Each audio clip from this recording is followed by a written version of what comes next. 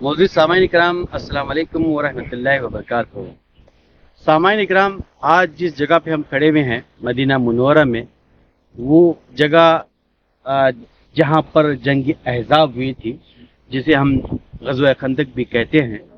जब तकरीबन 10,000 कुफ़ार मदीना शहर पर हमला करने के लिए आ रहे थे, तब अल्लाह के नबी ने सहाबा कराम से मशवरा किया।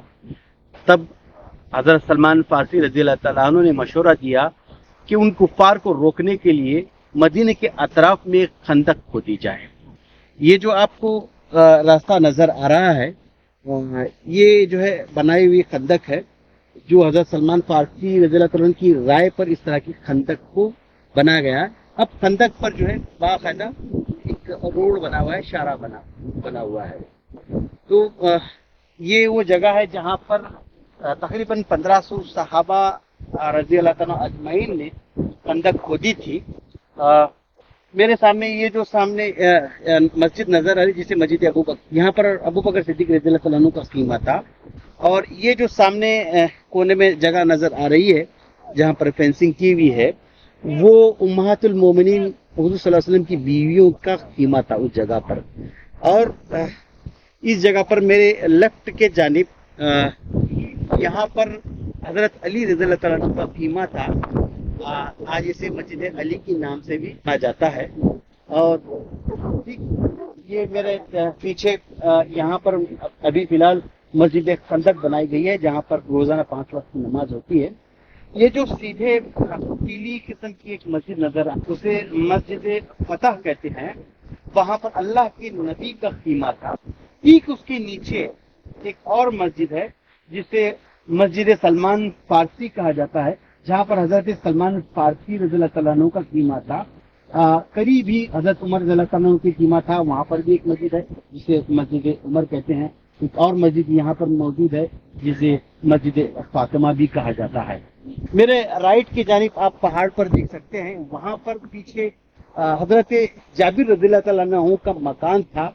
बारहा हम हजरत जाबिर रज़ियल्लाहु तआला अन्हु का वो वाक़या सुनते हैं, जो कि हजरत जाबिर रज़ियल्लाहु तआला अन्हु ने अल्लाह के नबी को दावत का एहतमाम किया था, जिस दावत में अल्लाह के नबी ने पूरे के पूरे सहाबा को उनकी दावत पर ले गए। हालांकि हजरत जाबिर रज़ियल्लाहु तआला अन्हु सिर्फ एक ही बकरा ज़बह किए हुए थे। और अल्लाह का करम इस तरह से हुआ, नबी पाक सल्लल्लाहु अलैहि वसल्लम की बरकत की वजह से सारे के सारे सहाबा उस थोड़े से दूध में और बकरे के एक दुम्बे में सारे के सारे सहाबा नोश फरमा गए। खैर, ये जंग तकरीबन 1 महीने तक चली। तकरीबन उस जानिब पहाड़ के उस जानिब कुफार मक्का थे, जिनकी तादाद 10,000 थी।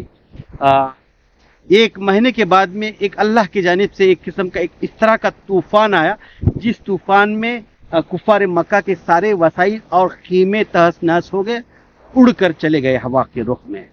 और उसके बाद उनको भाग खड़ा होना पड़ा। इस तरह से जंग अहज़ाब और जंग खंदक जीती गई। एक और जंग खंदक के ताल्लुक से एक वाक़या हम बारहा सुनते आ रहे हैं कि एक सहाबी हुज़ूर पाक सल्लल्लाहु अलैहि वसल्लम के पास आते हैं और अपना कुर्ता उठाकर दिखाते हैं। भूख की वजह से उनके पेट पर एक पत्थर बंधा हुआ था। तो अल्लाह के नबी अपना कुर्ता मुबारक उठाते हैं और वहाँ पर अल्लाह के नबी के शिकम पर 2 पत्थर बंधे हुए होते हैं। तो दोस्तों, इससे ये पता चलता है कि जो भी जिम्मेदार किस्म का इंसान है, जो भी रहबर है, जो भी लीडर है, अगर दुगनी कुर्बानी देगा तो उसके मातहत 1 गुना कुर्बानी पर आ जाते हैं। आज हम देख रहे हैं, हमें ग़ज़वा खंदक से पता चलता है, जंग अहज़ाब से पता चलता है और अल्लाह के नबी की सीरत से पता चलता है कि अल्लाह के नबी ने हर मुहाज पर फ्रंट से रहबरी की थी। चाहे वो दीनी मुहाज हो या जंग का मैदान हो या सियासी मामला हो, हर मुहाज में अल्लाह के नबी ने फ्रंट से लीड किया था। आज हमें चाहिए कि नबी की उसी सीरत को अपनाते हुए फ्रंट से लीड करें।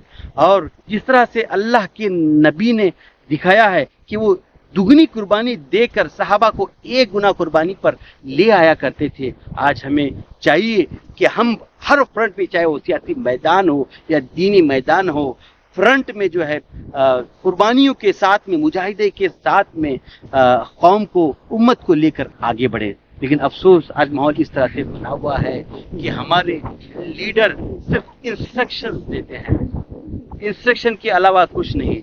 जब मामला आता है फ्रंट से लीड करने का, वो लोग भाग खड़े होते हैं। तो कैसे मुसलमानों की कामरानी होगी, कैसे मुसलमान आगे बढ़ेंगे?